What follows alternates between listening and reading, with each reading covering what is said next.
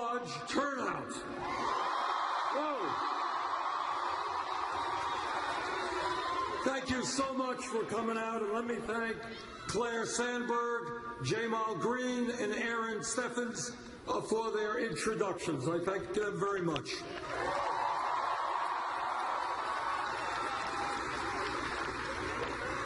Jamal and I think and Aaron made an important point, and that is, in a sense, democracy is a pretty new idea historically. You know, we used to live in a civilization 200 years ago, 100 years ago.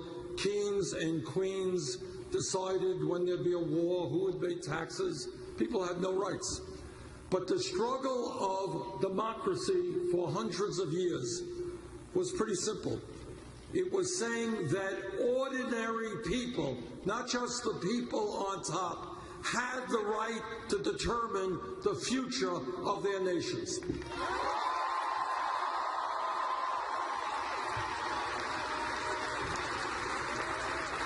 Now, that is a radical idea.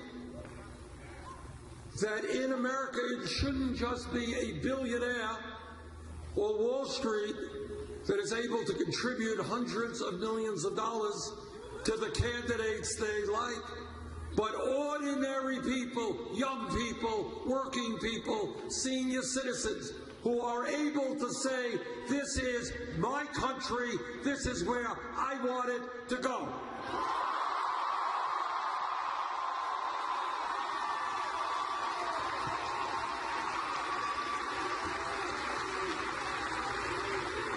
Now, Aaron was right when he said that, well, there's a perception out there, which I think is becoming increasingly inaccurate, that young people are not going to be involved in the political process.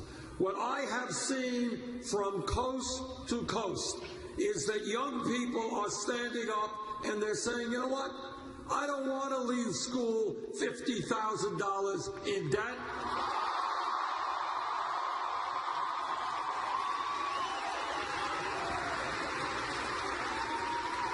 And I'm hearing young people saying, you know what, why is it that our generation might, for the first time in the modern history of America, have a lower standard of living than our parents? Not right.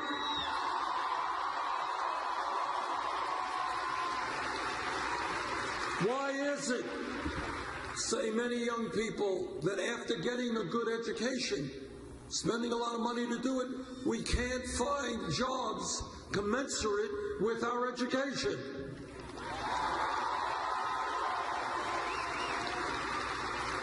Now, there are people out there, no one will say this publicly, they don't want you to vote. They don't want you to participate in the political process because they want to make all of the decisions for you.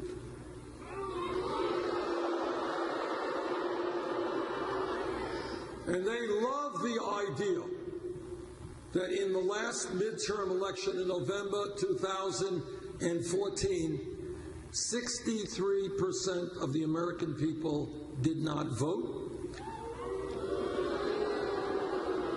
and 80% of young people did not vote.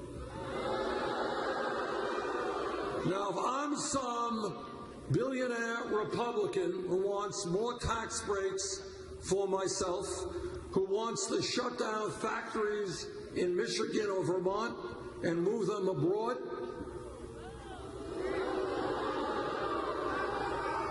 who refuses to raise the minimum wage, who wants to throw millions of people off of health care, the last thing in the world that I want is young people standing up and fighting back.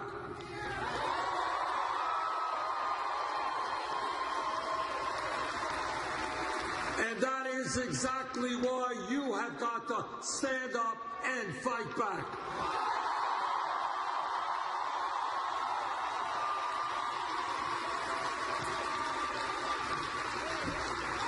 If you do not stand up for your rights, let me tell you, the billionaire class and their lobbyists and the big campaign contributors, they are not going to stand up for you. You are going to have to do it yourselves.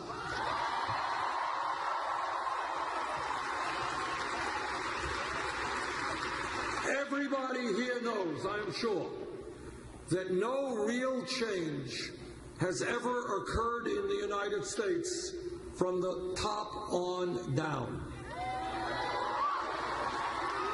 The history of change is struggle from the bottom on up.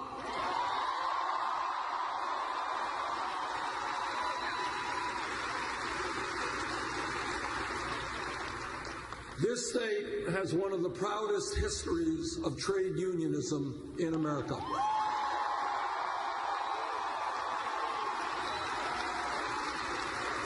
And all of you know, whether it was the UAW or other unions, that workers were beaten, sometimes killed, sometimes jailed, because they said that workers are human beings, not animals. They are entitled to dignity and rights, and they will engage in collective bargaining.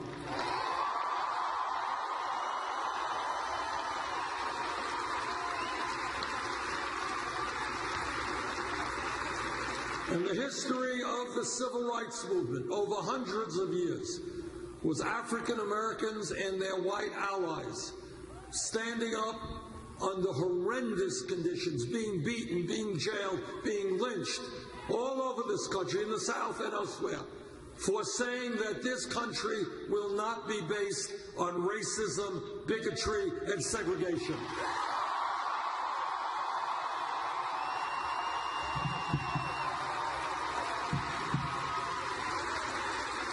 And that's how change comes about. Change comes about when millions of people look at the world and say, you know what? The status quo is wrong. Same thing for the women's movement. Do you all know that 100 years ago today, women in America did not have the right to vote? Could not go, it's true, it is true, could not go to certain types of schools, could not do jobs, certain types of jobs were not open to women. And what happened? Women by the millions and their male allies said, you know what? In the United States of America, women will not be second-class citizens.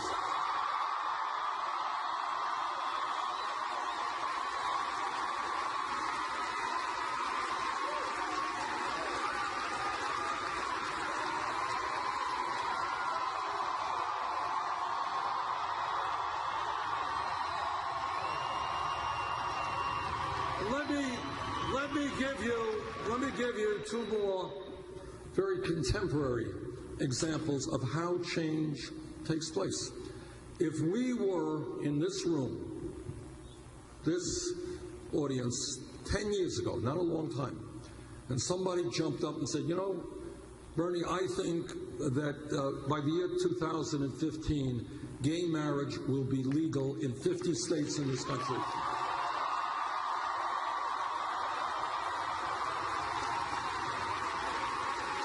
And 10 years ago, if we were in this room, the person next to them would have said, what are you smoking? You are crazy.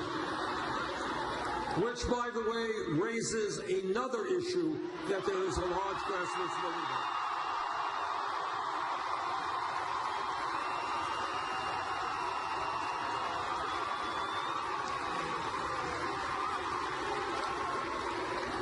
But the point is here, and boy, this was a difficult struggle. Gay people, LGBT community, and their straight allies said that in America we believe that people have a right to love whoever they want, regardless of their gender.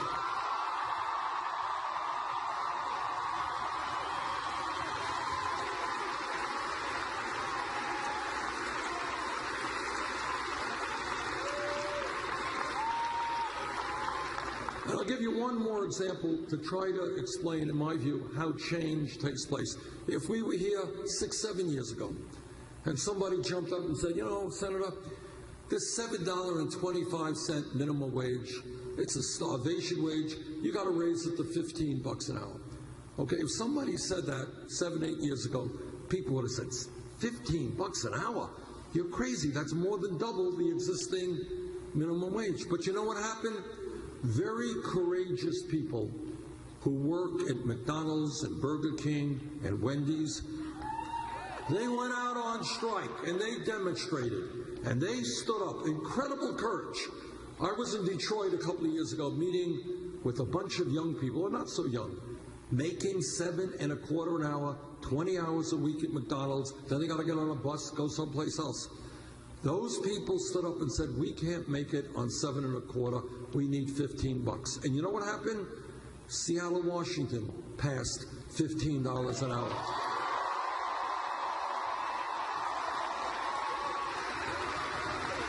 San Francisco, Los Angeles, New York.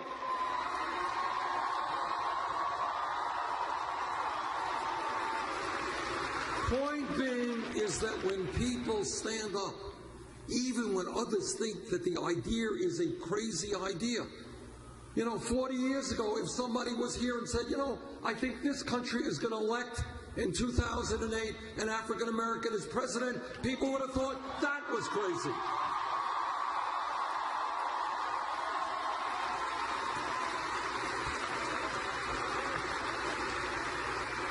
Point is, that is how change takes place. Have a vision, be prepared to fight for that vision, understand that it won't come overnight, but keep your eye on the prize and we can make extraordinary things happen.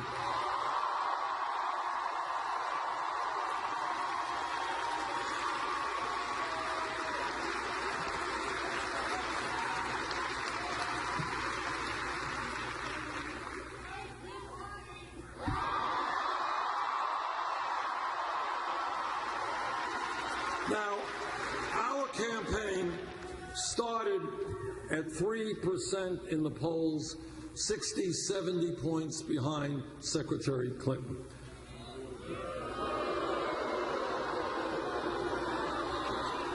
We have come a long way in 10 months.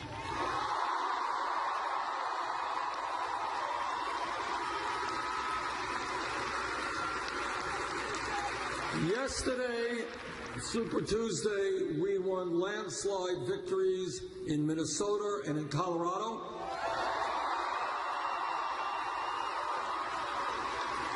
We won a very good victory in Oklahoma. And we won by 70 points in my own state of Vermont.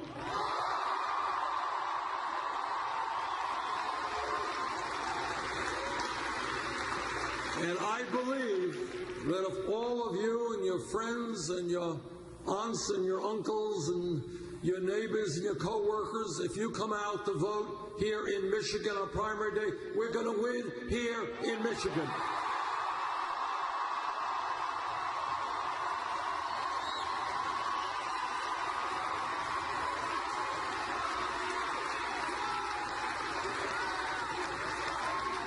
Now, the reason why our campaign is doing as well as it is pretty simple. We are listening to the people of America rather than wealthy campaign contributors.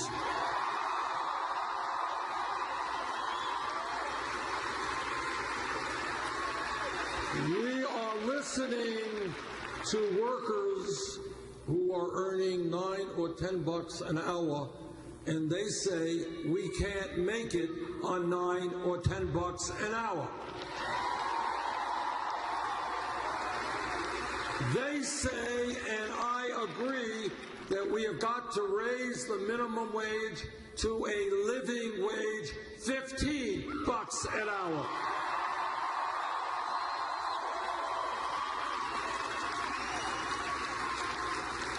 Our vision and our belief in America in the future has got to be that anyone who works 40 or 50 hours a week does not live in poverty.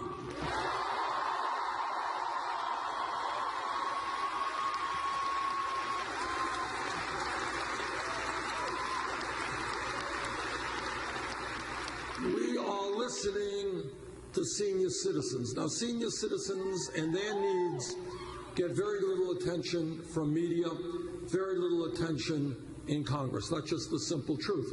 But when you talk to seniors, your parents, your grandparents, what you find out is that millions of seniors and disabled veterans in this country are trying to make it on $11,000, $12,000 a year Social Security. And you know what? You know what? Nobody can make it on $11,000, $12,000.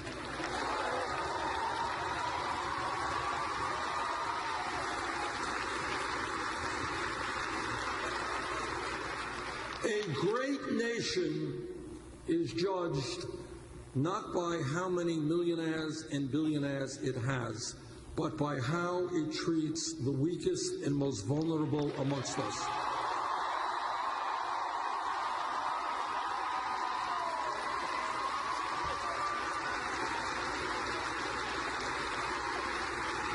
Senior citizens, the people who have built this country, the people who have raised us, deserve to be able to live out their last years with respect, security, and dignity. We will not turn our backs on them.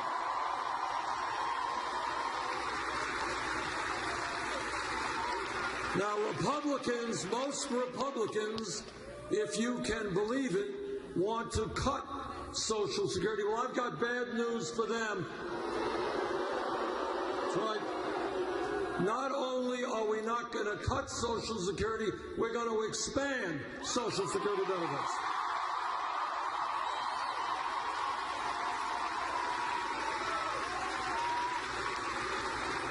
This campaign is listening to the men and women who put their lives on the line to defend us, our veterans.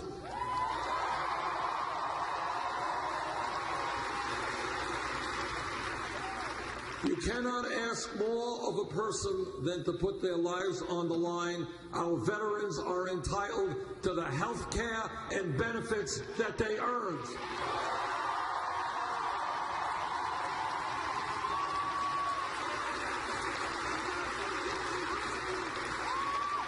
And this campaign is listening to young people. And young people are asking a very simple question, and that is, why is it that I have to end up $50,000 or $100,000 in debt because I try to get a good education?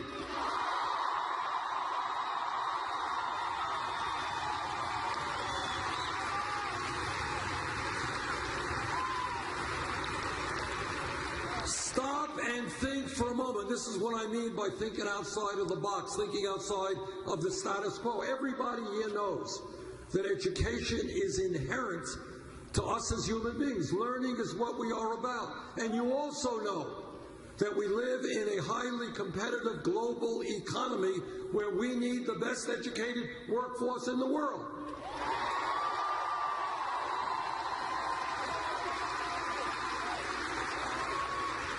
Why are we punishing millions of people because they wanted to get a decent education?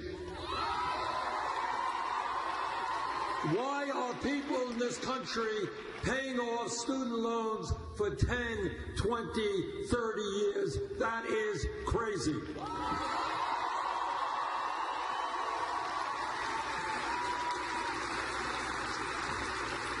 Now, here's another idea. Some of you may think it is radical, but it is not. And that is, today we look at public education as free education for kids from first grade through 12th grade.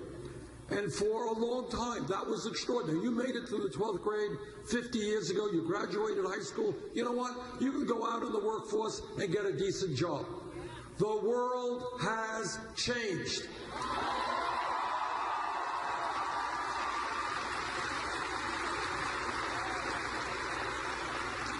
Today, in many respects, a college degree is the equivalent of what a high school degree was 50 years ago.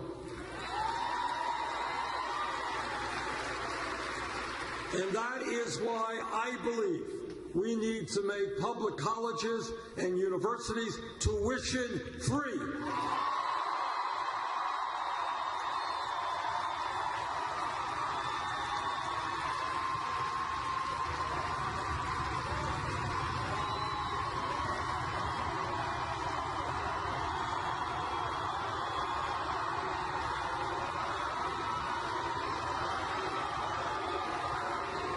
Now, this is a common sense idea. With a changing economy, you all know that people need more education. That's simple enough.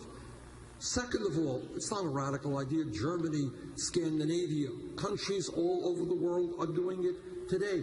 Thirdly, and this may surprise you, 50 or 60 years ago, the major public colleges and universities in America were virtually tuition free.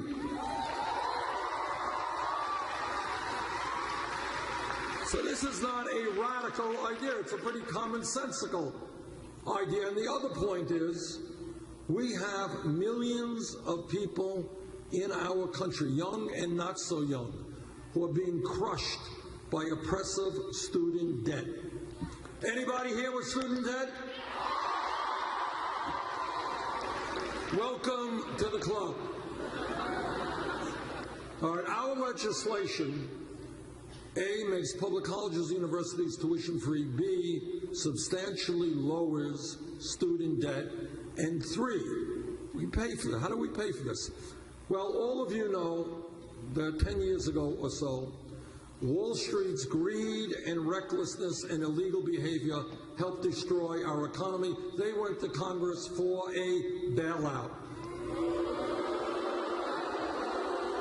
Well, in my view, now it is Wall Street's time to help the middle class of this country.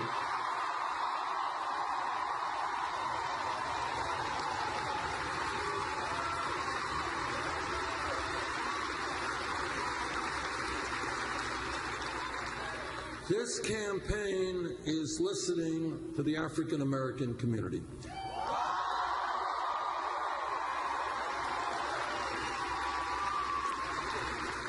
And what the African American community and others are saying, and again, I want you to think outside of the box and see how crazy this is. What African Americans are asking is, how does it happen in America, the wealthiest country in the history of the world today, that we have more people in jail than any other country on earth?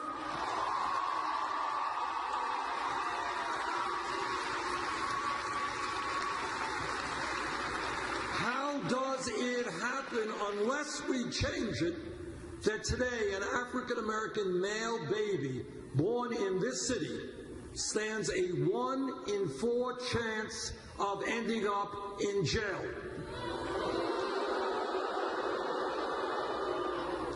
We have a broken criminal justice system.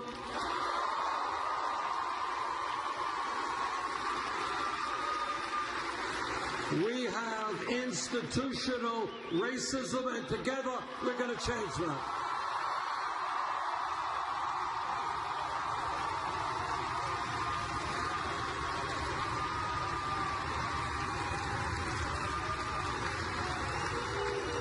This campaign is listening to our brothers and sisters in the Latino community.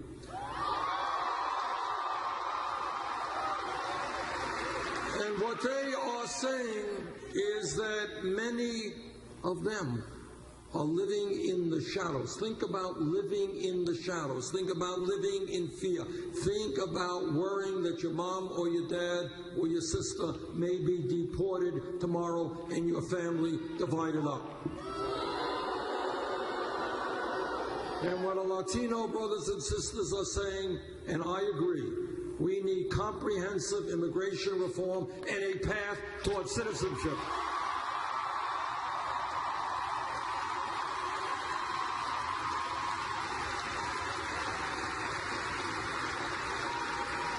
As I go around the country, we have also had the privilege of meeting with many Native Americans.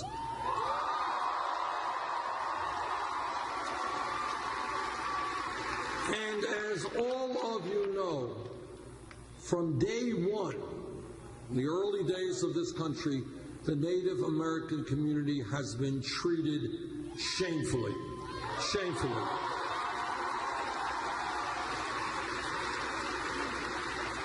And they are still being treated shamefully. I was in Hibbing, Minnesota last week, and the leaders there were telling me half their kids are dropping out of school, high school. Kids are committing suicide. Heroin addiction is rampant. Healthcare is abysmal. The education is inferior. We cannot allow that to continue. We owe the Native American community too much for what they have done to our country.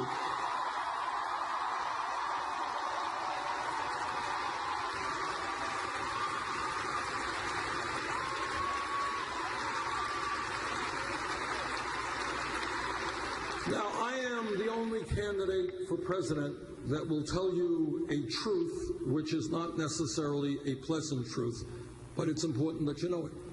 And that is that no president, not Bernie Sanders or anybody else, can do what has to be done for the middle class of this country alone.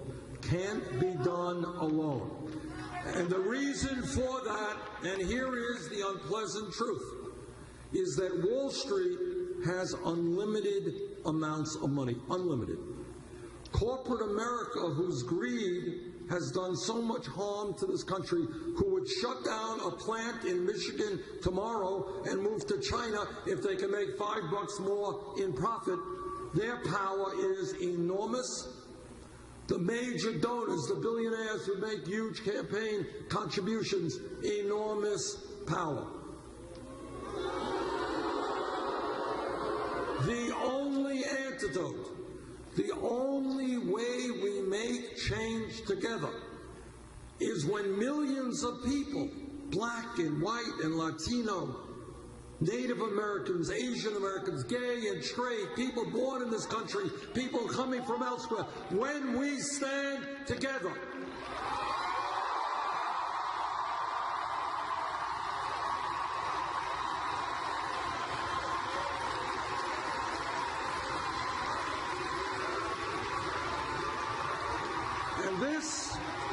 The idea of a political revolution is not complicated. It is to say that every person in this arena, every person in America has enormous power if he or she is prepared to exercise that power.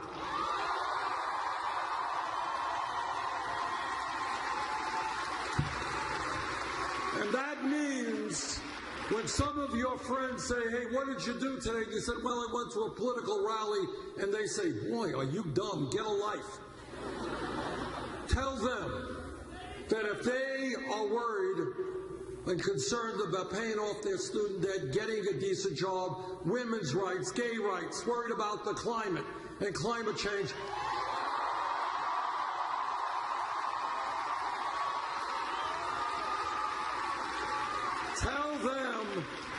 tell them that you are not the dummies they are.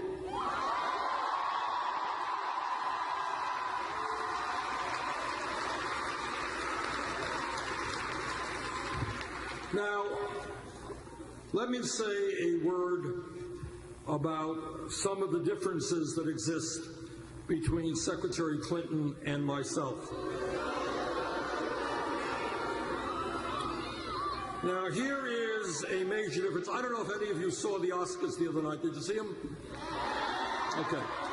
You may have seen a guy named Adam McKay, the screenwriter for a very good film called The Big Short. Did you see that? If you have the time, check it out. It's a really good film. And this is what he said. He got up there and he used his minute in front of the cameras and he said, quote, most of all, if you don't want big money to control government, Don't vote for candidates that take money from big banks, oil, or weirdo billionaires.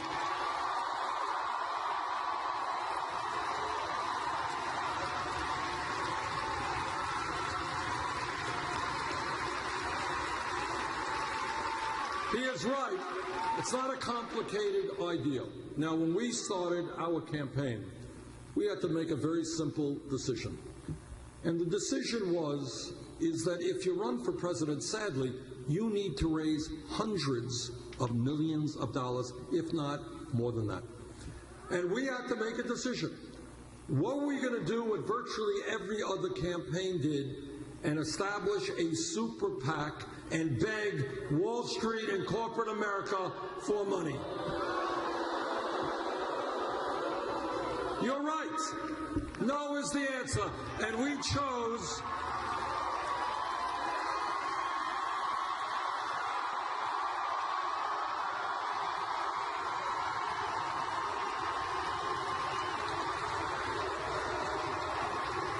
look, here's the simple truth.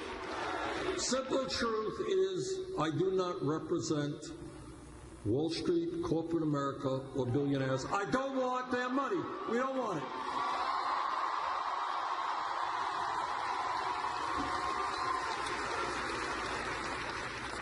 So how are we going to raise the money? Well, I'll tell you what we did. We did something very radical. We asked the American people for help.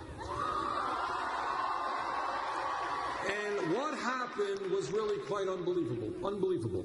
In 10 months, we have received over 4 million individual contributions.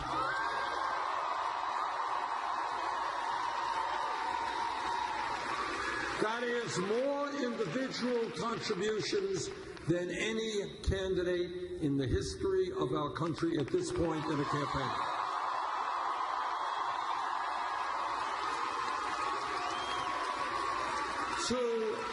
To paraphrase Abraham Lincoln at Gettysburg, this is a campaign of the people, by the people, for the people.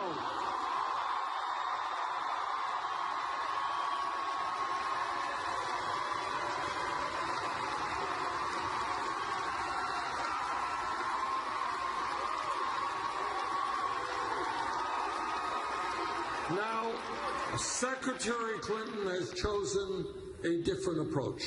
She has several super PACs, and the last financial report listed $15 million coming from Wall Street into her super PAC. Also raised a lot of money from the drug industry, from the pharmaceutical industry and drug companies, raised money from fossil fuel industry. Also gave speeches on Wall Street for several $100,000 a speech.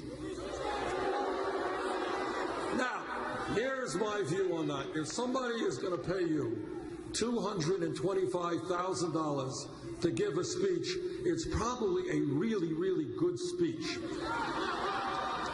And if it's such a good speech, you'd want to share it with the American people. Let them see the transcript.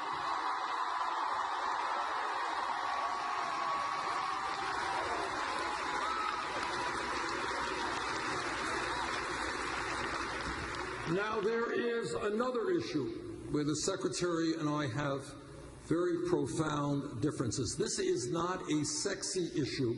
It is not covered by the media, but it is an enormously important issue, and that is our disastrous trade policies.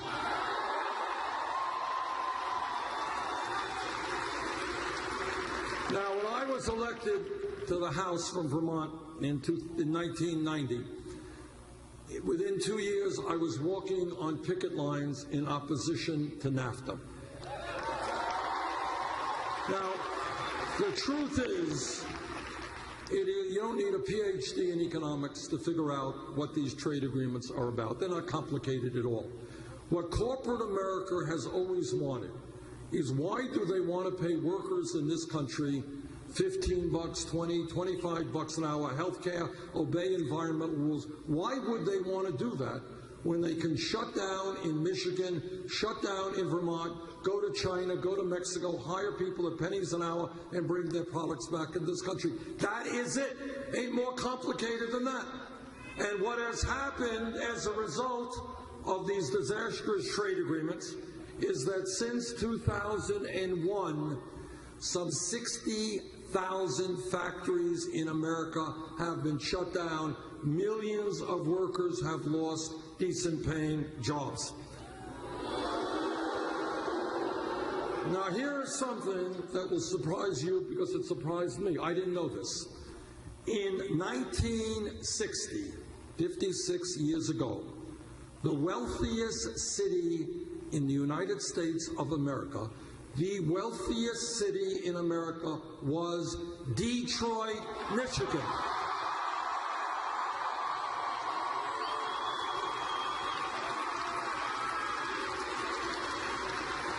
In 1960, Detroit was the wealthiest city in America. General Motors was the largest private employer in America. Today, Detroit is the poorest big city in the United States with a poverty rate of almost 40%. From 1998 to 2011, half of Detroit's auto workforce lost their jobs. In fact, over the last 15 years, the great state of Michigan has lost 1/3 of its manufacturing jobs. Now, not all of that is attributable to trade. Companies go under for a number of reasons, but a lot of it is. I have opposed NAFTA, CAFTA, permanent normal trade relations with China. We're helping to lead the effort against the Trans-Pacific Partnership.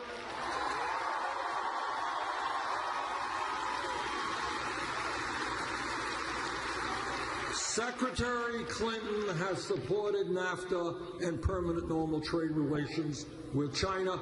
We disagree very significantly over trade policies. And if elected president, what I will demand is that corporate America start investing in Michigan, Vermont, and in America, not just in China or Mexico.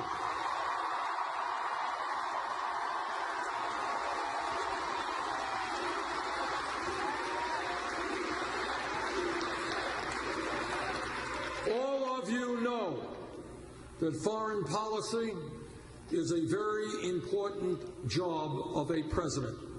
It is literally a life and death issue. In 2002, I was a member of the House. I listened very carefully to what President Bush and Vice President Cheney and the others had to say about Iraq. I didn't believe them.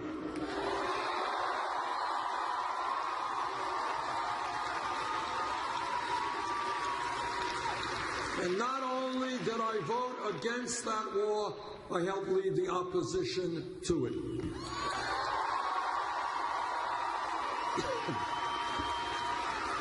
The war in Iraq will go down in American history as one of the worst foreign policy mistakes we have ever made.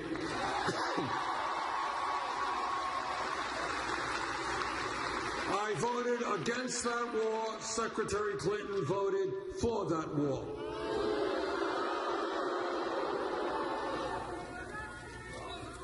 When we ask ourselves why there is so much anxiety in America today, why people are angry, why people are frustrated, a lot of it has to do with the fact that ordinary Americans are working longer hours for lower wages, and they are scared to death about what happens to their kids, while at the same time, almost all new income and wealth is going to the top 1%.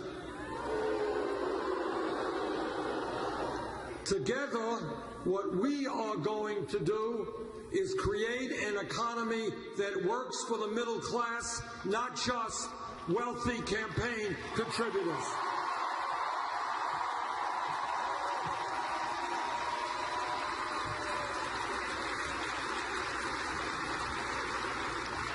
A couple of weeks ago, I met with 7 or 8 people from Flint, Michigan. And then last week, I did a town meeting in Flint. And I will tell you this is the truth. You know, when you are a senator, you meet with a lot of people and you hear some very, very painful and awful things. That's what you do when you're a senator. You go out and you just talk to people. I cannot recall in my political life ever hearing such an outrage as to what I heard from the people in Flint. I want you just to appreciate, I want you, some of you are parents, I want you to be thinking about what it would mean to you if you had a 9-year-old daughter who 2 years ago was a vivacious young girl, really good in school, really outgoing, and over a 2-year period as a result of lead poisoning, you saw her intellectual capabilities deteriorate. Can you imagine a mother watching that taking place with their daughter? It is unbelievable. When I talked to these people, honestly, I had a hard time believing, it's true, that I was listening to people who lived in the United States of America in the year 2016. It was beyond belief.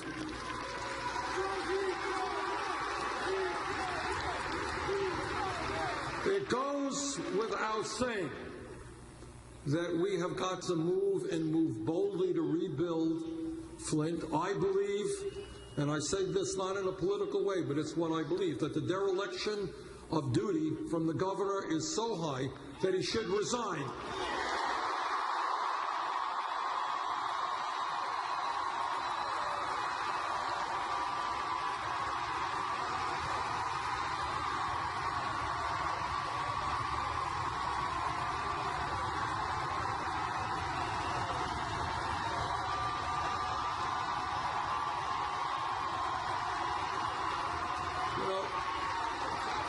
I believe that a resignation would be a good start for him to be saying, okay, we screwed up badly. We need to go forward in a very different way. I accept my responsibility. So I hope that he will resign.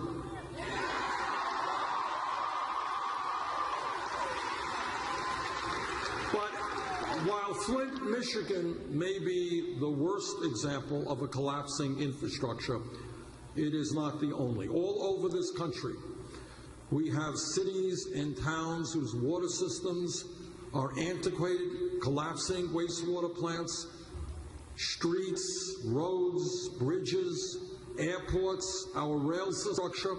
We can create 13 million good-paying jobs doing that.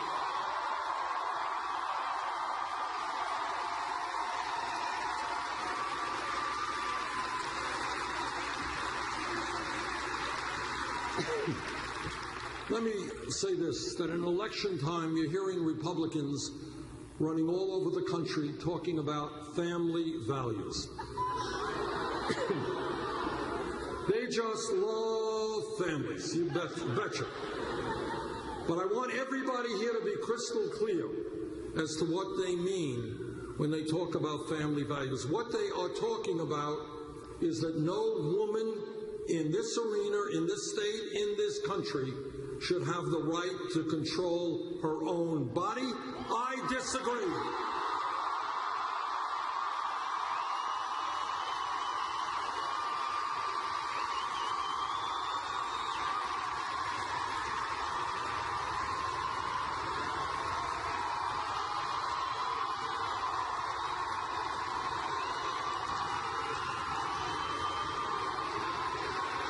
You know, and what the Republicans also mean by family values is that our gay brothers and sisters should not have the right to be married. I disagree with that.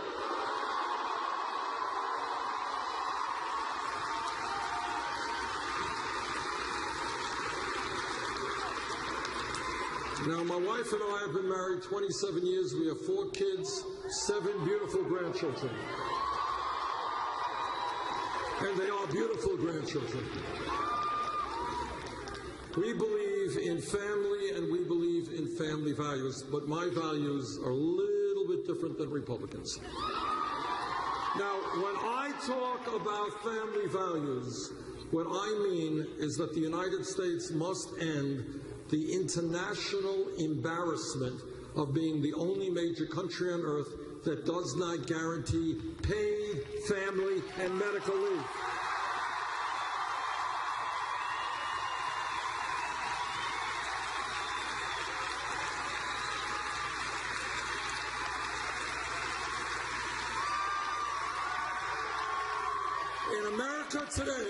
In America today, in Michigan today, and in Vermont today, a woman is having a baby. That's a pretty big day for the family, pretty big day for the baby. But here is what is not so funny, and that is if that mom is working class or low income, she, within a week or 2 weeks, may have to separate herself from her newborn baby and go back to work to earn the income she needs to take care of her family. That's right. It is an outrage, and we are the only major country on earth that allows that to happen. And that is why I believe we must pass legislation now in Congress calling for 3 months of paid family and medical leave.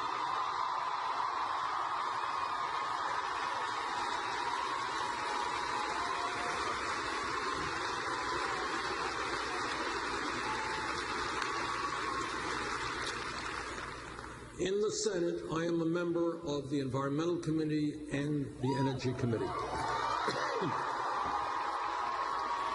I have talked to scientists all over our country and all over the world, and this is what they say almost unanimously. The debate is over. Climate change is real. It is caused by human activity.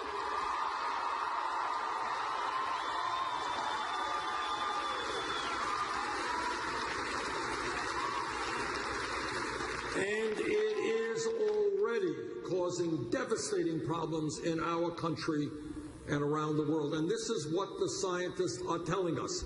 We have a short window of opportunity to transform our energy system away from fossil fuel to energy efficiency and sustainable energy.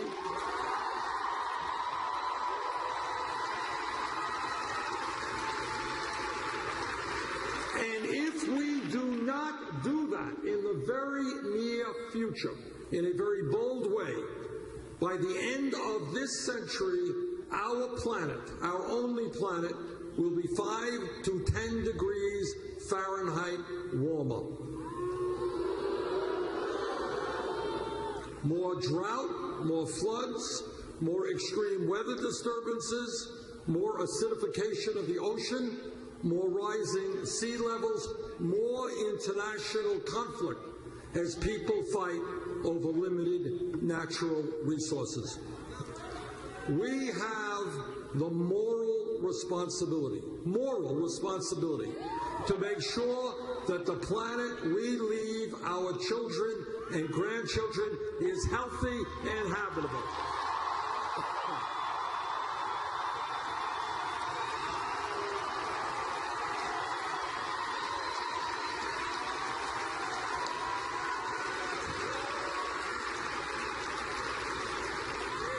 Now, when we think big, and we have the courage to think big, we got to ask ourselves a very simple question.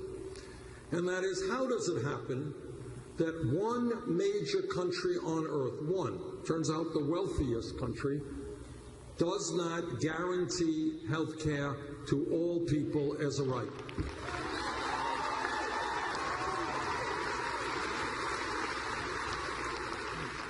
The United Kingdom has universal health care. France does, Germany does, Scandinavia does, Canada does, Holland does. Every major country on earth guarantees health care to all people as a right, except the United States of America. Now, I was on the committee that helped write the Affordable Care Act. It has done some very good things.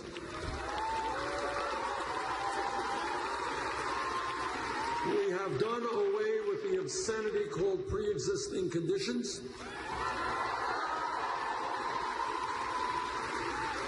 We have provided health insurance to over 17 million people who did not have it. We have ended discrimination in health care premiums for women because they were women. All right? All of that is good. All of that is good. But what is not good is that today 29 million people still have no health insurance. Many of you are underinsured with high deductibles and copayments. And we pay by far the highest prices in the world for prescription drugs. 1 in 5 Americans, you want to talk about crazy? Here's crazy. 1 in 5 Americans cannot afford to fill the prescriptions their doctors write.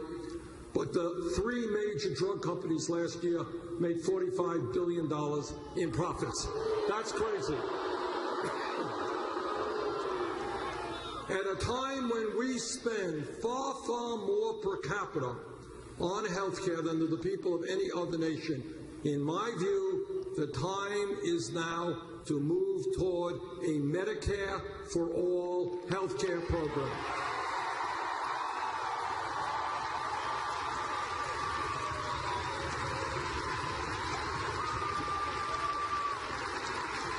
Let me make a political observation right now, and that is I am often attacked, and people say, well, Bernie, you're a nice guy, you got good ideas, but you're not electable. You can't win a general election.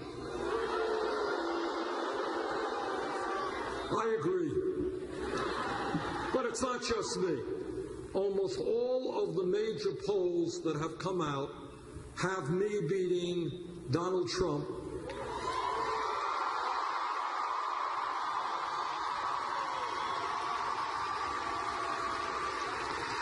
In fact, there was a CNN poll just out, I think, yesterday.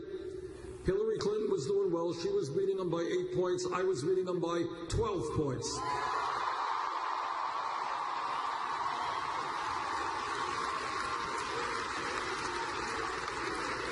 There are a number of reasons why, together, if Trump is the nominee, we will defeat him. And I'll tell you why. From an economic perspective, most Americans do not believe that at a time of so much income and wealth inequality that we should give hundreds of billions of dollars in tax breaks to the top 0.2%. That's what Trump believes. Most Americans do not. Most Americans do not agree with Donald Trump when he says that $7.25 minimum wage is just fine and it should not be raised. Most Americans do not agree with Trump when in a Republican debate, and you've all seen those crazy debates, he said that wages in America are too high. Now, we all know that Donald Trump is the greatest of everything. He is the greatest. Anything you name it, he is the greatest. And among many other attributes, he's one of the world's great scientists. Just ask him, he'll tell you. You see, and he has studied this issue of climate change for years and years, and he has concluded that climate change is a hoax.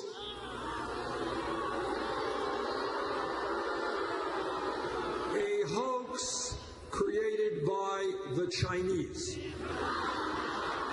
Now, I found that very weird. The fact that he thinks it is a hoax is not surprising. That's what most Republicans think.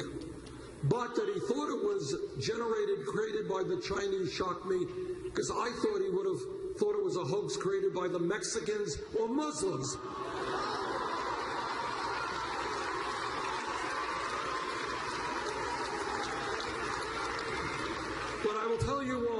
together, we and the American people will defeat Donald Trump. And the reason is that most Americans know that coming together trumps divisiveness and separating us and dividing us up.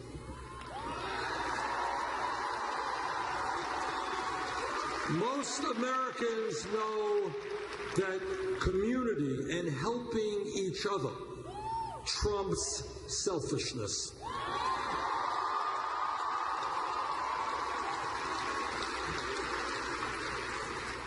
Most importantly and most profoundly, most Americans know that love trumps hatred.